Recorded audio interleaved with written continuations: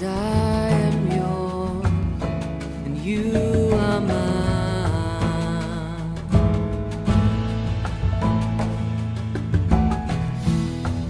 'Cause I am yours, you are mine.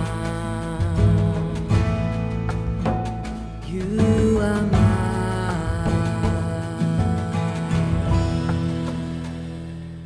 ఆదికాండము 33వ అధ్యాయము 1వ వచనం నుండి. యాకోబు కన్నులెత్తి చూచినప్పుడు ఏశావును అతనితో 400 మంది మనుషులను వచ్చుచుండిరి. అప్పుడతడు తన పిల్లలను లేయా రాహేలుకును 2 దాసీలకును పంచి అప్పగించెను. అతడు ముందర దాసీలను వారి పిల్లలను, వారి వెనుక లేయాను ఆమె పిల్లలను, ఆ వెనుక రాహేలును యోసేపును ఉంచి తాను వారి ముందర వెళ్ళుచు తన సహోదరుని సమీపించే వరకు 7 మార్లు నీళ్లను సాగిలపడెను. అప్పుడు ఏశావు అతనిని ఎదుర్కొన పరిగెత్తి అతనిని కౌగిలించుకొని అతని మెడ మీద పడి ముద్దు పెట్టుకొనెను. వారిద్దరూ కన్నీరు విడిచిరి. ఏశావు కన్నులెత్తి ఆ స్త్రీలను పిల్లలను చూచి, వీరు నీకేమి కావాలనని అడిగినందుకు అతడు, వీరు దేవుడు నీ సేవకునికి దయచేసిన పిల్లలే అని చెప్పెను. అప్పుడు ఆ దాసీలను వారి పిల్లలను దగ్గరకు వచ్చి సాగిలపడిరి. లేయాయు ఆమె పిల్లలను దగ్గరకు వచ్చి సాగిలపడిరి. ఆ తరువాత యోసేపును రాహేలును దగ్గరకు వచ్చి సాగిలపడిరి. ఏశావు నాకు ఎదురుగా వచ్చిన ఆ గుంపంతయు ఎందుకని అడిగగా అతడు, నా ప్రభు కటాక్షము నా మీద వచ్చుటకే అని చెప్పెను. అప్పుడు ఏశావు, సహోదరుడా, నాకు కావలసినంత ఉన్నది, నీది నీవే ఉంచుకోమని చెప్పెను. అప్పుడు యాకోబు, అట్లు కాదు, నీ కటాక్షము నా మీదనున్న ఎడల చిత్తగించి నా చేత ఈ కానుక పుచ్చుకొనుము. దేవుని ముఖము చూచినట్లు నీ ముఖము చూచితిని, నీ కటాక్షము నా మీద వచ్చినది కదా. నేను నీ యొద్దకు తెచ్చిన కానుకను చిత్తగించి పుచ్చుకొనుము. దేవుడు నన్ను కనికరించును, మరియు నాకు కావలసినంత ఉన్నదని చెప్పి అతన్ని బలవంతము చేసెను. కనుక అతడు దాన్ని పుచ్చుకొని, మనము వెళ్ళుదము, నేను నీకు ముందుగా సాగిపోదునని చెప్పగా అతడు, నా యొద్దనున్న పిల్లలు పసిపిల్లలనియు గొర్రెలు మేకలు పశువులు పాలిచ్చినవి అనియు నా ప్రభువుకు తెలియను. ఒక్క దినమే వాటిని వడిగా తోలిన ఎడల ఈ మంత అంతయు చచ్చును. నా ప్రభువు దయచేసి తన దాసునికి ముందుగా వెళ్ళవలెను. నేను నా ప్రభువు నద్దకు సేయూరునకు వచ్చు వరకు నా ముందరనున్న మందలు నడవగలిగిన కొలదిని, ఈ పిల్లలు నడవగలిగిన కొలదిని వాటిని మెల్లగా నడిపించుకుని వచ్చేదనని అతనితో చెప్పెను. అప్పుడు ఏశావు, నీకిష్టమైన ఎడల నా యొద్దనున్న ఈ జనులలో కొందరిని నీ యొద్ద విడిచిపెట్టుదునని చెప్పగా అతడు, అది ఎలా, నా ప్రభు కటాక్షము నా మీద నుండనిమ్మనెను. ఆ దినమున ఏశావు తన త్రోవను సేయూర్నకు తిరిగిపోయెను. అప్పుడు యాకోబు సుక్కోతును ప్రయాణమైపోయి తనకొక ఇల్లు కట్టించుకొని తన పశువులకు పాకలు వేయించెను. అందుచేత ఆ చోటికి సుక్కోతు అని పేరు పెట్టబడెను. అట్లు యాకోబు పద్దనారాములో నుండి వచ్చిన తరువాత కనాను దేశంలోనున్న షెకెమను ఊరికి సురక్షితముగా వచ్చి ఆ ఊరు ముందర తన గుడారములు వేసెను. మరియు అతడు తన గుడారములు వేసిన పొలము యొక్క భాగమును షెకెము తండ్రి అయిన హామోరు కుమారుల యొద్ద 100 వరహాలకు కొని అక్కడ ఒక బలిపీఠము కట్టించి దానికి ఏల్ ఎలోహేయి ఇజ్రాయేలు అని పేరు పెట్టెను. ఆదికాండము 34వ అధ్యాయము 1వ వచనము నుండి. లేయా యాకోబునకు కనిన కుమార్తె అయిన దీనా ఆ దేశపు కుమార్తెలను చూడవెళ్ళెను. ఆ దేశము నెలిన హివ్వీయుడైన హామోరు కుమారుడగు షెకెము ఆమెను చూచి ఆమెను పట్టుకొని ఆమెతో సైనించి ఆమెను అవమానపరచెను. అతని మనస్సు యాకోబు కుమార్తె అయిన దీనా మీదనే ఉండెను. అతడు ఆ చిన్నదాన్ని ప్రేమించి ఆమెతో ప్రీతిగా మాటలాడి, ఈ చిన్నదాన్ని నాకు పెండ్లి చేయమని తన తండ్రి అయిన హామోరును అడిగెను. తన కుమార్తెను అతడు చెరిపెనని యాకోబు విని తన కుమారులు పశువులతో పొలములలో నుండినందున వారు వచ్చి వరకు ఊరకుండెను. షెకెము తండ్రియగు హామోరు యాకోబుతో మాట్లాడుటకు అతని యొద్దకు వచ్చెను. యాకోబు కుమారులు ఆ సంగతి విని పొలంలో నుండి వచ్చిరి. అతడు యాకోబు కుమార్తెతో శయనించి ఇజ్రాయేలు జనములో అవమానకరమైన కార్యము చేసెను. అది చేయరాని పని కనుక ఆ మనుషులు సంతాపము పొందిరి. వారికి మిగులు కోపము వచ్చెను. అప్పుడు హామోరు వారితో, షెకెము అను నా కుమారుని మనస్సు మీ కుమార్తె మీదనే ఉన్నది. దయచేసి ఆమెను అతనికిచ్చి పెండ్లి చేయుడి. మీ పిల్లలను మాకిచ్చి మా పిల్లలను మీరు పుచ్చుకుని మాతో 1000 మంది మా మధ్య నివసించుడి. ఈ దేశము మీ ఎదుట ఉన్నది. ఇందులో మీరు నివసించి వ్యాపారము చేసి ఆస్తి సంపాదించుకొనుడని చెప్పెను. మరియు షెకెము మీ కటాక్షము నా మీద రానీయుడి. మీరేమి అడుగుదురో అది ఇచ్చేదను. ఓలియు కట్నమును ఎంతైనను అడుగుడి, మీరు అడిగినంత ఇచ్చేదను. మీరు ఆ చిన్నదాన్ని నాకు ఈయుడని ఆమె తండ్రితోనూ ఆమె సహోదరులతోనూ చెప్పెను. అయితే తమ సహోదరి అయిన దీనాను అతడు చెరిపినందున యాకోబు కుమారులు షెకెముతోనూ అతని తండ్రి అయిన హామోరుతోనూ కపటముగా ఉత్తరమిచ్చి అనినదేమనగా, మేము ఈ కార్యము చేయలేము. సున్నతి చేయించు కొనని వానికి మా సహోదరుని ఇయ్యలేము. అది మాకు అవమానమగును. మీలో ప్రతి పురుషుడు సున్నతి పొంది మావలే నుండిన ఎడల సరి. ఆ పక్షమందు మీ మాట కొప్పుకొని మా పిల్లలను మీకిచ్చి మీ పిల్లలను మేము పుచ్చుకొని మీ మధ్య నివసించదము. అప్పుడు మనము ఏకజనమగుదుము. మీరు మా మాట విని సున్నతి పొందని ఎడల మా పిల్లను తీసుకుని పోవుదుమని చెప్పగా, వారి మాటలు హామోరుకును హామోరు కుమారుడైన షెకెముకును ఇష్టముగా నుండెను. ఆ చిన్నవాడు యాకోబు కుమార్తె యందు ప్రీతి కలవాడు కనుక అతడు ఆ కార్యము చేయుటకు తడువు చేయలేదు. అతడు తన తండ్రి ఇంటి వారందరిలో ఘనుడు. హామోరును అతని కుమారుడైన షెకెమును తమ ఊరి గవిని యొద్దకు వచ్చి తమ ఊరి జనులతో మాటలాడుచు, ఈ మనుషులు మనతో సమాధానముగా నున్నారు కనుక వారిని ఈ దేశమందు ఉండనిచ్చి ఇందులో వ్యాపారము చేయనీయుడి. ఈ భూమి వారికిని చాలినంత విశాలమై ఉన్నది కదా.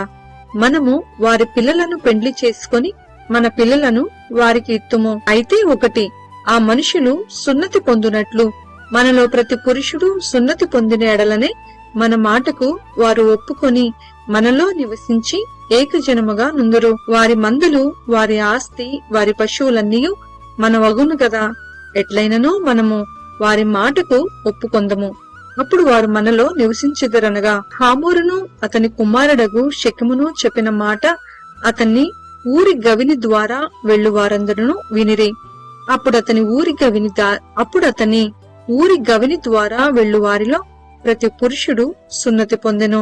3వ దినమున వారు బాధపడుచుండగా యాకోబు కుమారులలో నిద్దరు అనగా దీనా సహోదరులైన షిమ్యోనును లేవియు తమ కత్తులు చేత పట్టుకొని ఎవరికినీ తెలియకుండా ఆ ఊరి మీద పడి ప్రతి పురుషుణ్ణి చంపిరి. వారు హామోరును అతని కుమారుడైన షెకెమును కత్తివాత చంపి షెకెము ఇంటి నుండి దీనాను తీసుకుని వెళ్లిపోయిరి. తమ సహోదరుని చెరిపినందున యాకోబు కుమారులు చంపబడిన వారు ఉన్న చోటికి వచ్చి ఆ ఊరు దోచుకొని వారి గొర్రెలను, పశువులను, గాడిదలను, ఊరిలోనిదేమి పొలంలోనిదేమి వారి ధనము యావత్తునూ తీసుకొని వారి పిల్లలందరినీ వారి స్త్రీలను చెరపట్టి ఇండ్లలోనున్నదంతయూ దోచుకొనిరి. అప్పుడు యాకోబు షిమ్యోనును లేవీని చూచి, మీరు నన్ను బాధపెట్టి ఈ దేశ నివాసులైన కనానీయులతోనూ పెరిజ్జీలలోనూ అసహ్యునిగా చేసితిరి. నా జనసంఖ్య కొంచెమే. వారు నా మీదికి గుంపుగా వచ్చి నన్ను చంపెదరు. నేనును నా ఇంటి వారును నాశనమగుదుమని చెప్పెను. అందుకు వారు, వేసి ఎడల జరిగించినట్లు మా సహోదరి ఎడల ప్రవర్తింపవచ్చునా అనిరి. ఆదికాండము 35వ అధ్యాయము 1వ వచనము నుండి. దేవుడు యాకోబుతో, నీవు లేచి బేతేలునకు వెళ్లి అక్కడ నివసించి నీ సహోదరుడైన ఏశావు ఎదుట నుండి నీవు పారిపోయినప్పుడు నీకు కనపడిన దేవునికి అక్కడ బలిపీఠమును కట్టుమని చెప్పగా, యాకోబు తన ఇంటి వారితోనూ తన యొద్దనున్న వారందరితోనూ మీ యొద్దనున్న అన్య దేవతలను పారవేసి మిమ్మును మీరు శుచిపరుచుకొని మీ వస్త్రములను మార్చుకొనిడి. మనము లేచి బేతేలునకు వెళ్ళుదము. నా శ్రమ దినమున నాకుత్తరమిచ్చి నేను వెళ్లిన మార్గమున నాకు తోడయుండిన దేవునికి బలిపీఠమును అక్కడ కట్టెదనని చెప్పెను. వారు తమ యొద్దనున్న అన్య దేవతలన్నిటినీ తమ చెవులనున్న పోగులను యాకోబునకు అప్పగింపగా, యాకోబు షెకెము దగ్గరనున్న మస్తకి వృక్షము క్రింద వాటిని దాచిపెట్టెను. వారు ప్రయాణమైపోయినప్పుడు దేవుని భయము వారి చుట్టూన్న పట్టణముల మీద నుండెను కనుక వారు యాకోబు కుమారులను తరుమలేదు. యాకోబును అతనితోనున్న జనులందరూ కనానులో లూజుకు అనగా బేతేలునకు వచ్చిరి. అతడు తన సహోదరుని ఎదుట నుండి పారిపోయినప్పుడు దేవుడక్కడ అతనికి ప్రత్యక్షమాయను కనుక అక్కడ బలిపీఠమును కట్టి ఆ చోటికి ఏల్ బేతేలను పేరు పెట్టిరి. రిబ్కా దాది అయిన దెబోరా చనిపోయి బేతేలునకు దిగువనున్న సింధూర వృక్షము క్రింద పాతిపెట్టబడెను. దానికి అల్లోను బాకూత్ అని పేరు పెట్టబడెను. యాకోబు పద్దనారాము నుండి వచ్చుచుండగా దేవుడు తిరిగి అతనికి ప్రత్యక్షమై అతన్ని ఆశీర్వదించెను. అప్పుడు దేవుడు అతనితో, నీ పేరు యాకోబు, ఇక మీదట నీ పేరు యాకోబు అనబడదు, నీ పేరు ఇశ్రాయేలు అని చెప్పి అతనికి ఇశ్రాయేలు అని పేరు పెట్టెను. మరియు దేవుడు, నేను సర్వశక్తి గల దేవుడను, నీవు ఫలించి అభివృద్ధి పొందుము, జనముల సమూహమును నీ వలన కలుగును, రాజులను నీ గర్భవాసమున పుట్టెదరు. నేను అబ్రహామునకును ఇస్సాకునకును ఇచ్చిన దేశము నీకిచ్చెదను, నీ తరువాత నీ సంతానమునకును ఈ దేశమునిచ్చెదనని అతనితో చెప్పెను. దేవుడు అతనితో మాటలాడిన స్థలము నుండి పరమునకు వెళ్ళెను. ఆయన తనతో మాటలాడిన చోట యాకోబు ఒక స్తంభము అనగా రాతి స్తంభము కట్టించి దానిమీద పానార్పణము చేసి నూనెయు దానిమీద పోసెను. తనతో దేవుడు మాటలాడిన చోటికి యాకోబు బేతేలను పేరు పెట్టెను. వారు బేతేలు నుండి ప్రయాణమైపోయిరి. ఎఫ్రతాకు వెళ్ళు మార్గములో మరికొంత దూరము ఉన్నప్పుడు రాహేలు ప్రసవించుచు ప్రసవ వేదనతో ప్రయాసపడెను. ఆమె ప్రసవము వలన ప్రయాసపడుచున్నప్పుడు మంత్రసాని ఆమెతో, భయపడకుము, ఇదియూ నీకు కుమారుడగునని చెప్పెను. ఆమె మృతి పొందెను. ప్రాణము పోవుచుండగా ఆమె అతని పేరు బెనోని అనెను. అతని తండ్రి అతనికి బెన్యామీను అని పేరు పెట్టెను. అట్లు రాహేలు మృతి పొంది బెత్లెహేమను ఎఫ్రతా మార్గమున పాతిపెట్టబడెను. యాకోబు ఆమె సమాధి మీద ఒక స్తంభము కట్టించెను. అది నేటి వరకు రాహేలు సమాధి స్తంభము. ఇశ్రాయేలు ప్రయాణమైపోయి మిక్తల్ ఏదేరు కవతల తన గుడారము వేసెను. ఇశ్రాయేలు ఆ దేశంలో నివసించుచున్నప్పుడు రూబేను వెళ్లి తన తండ్రి ఉపపత్ని అయిన బిల్హాతో సేనించెను. ఆ సంగతి ఇశ్రాయేలునకు వినపడెను. యాకోబు కుమారులు 12. యాకోబు జ్యేష్ఠ కుమారుడగు రూబేను, షిమ్యోను, లేవి, యూదా, ఇస్సాకారు, జబూలూను వీరు లేయా కుమారులు. రాహేలు కుమారులు యేసోపు, బెన్యామీను. రాహేలు దాసి అయిన బిల్హా కుమారులు దాను, నఫ్తాలి. లేయా దాసి అయిన జిల్ఫా కుమారులు కాదు, ఆషేరు. వీరు పద్దనారాములో యాకోబునకు పుట్టిన కుమారులు. అబ్రహామును ఇస్సాకును పరదేశిలయుండిన మమ్రేలో కిరియతర్బాకు తన తండ్రి అయిన ఇస్సాకు నొద్దకు యాకోబు వచ్చెను. అదే హెబ్రోను. ఇస్సాకు బ్రతికిన దినములు 180 సంవత్సరములు. ఇస్సాకు కాలము నిండిన వృద్ధుడై ప్రాణము విడిచి మృతి పొంది తన పితరుల యొద్దకు చేర్చబడెను. అతని కుమారులైన ఏశావు, యాకోబులు అతన్ని పాతిపెట్టిరి.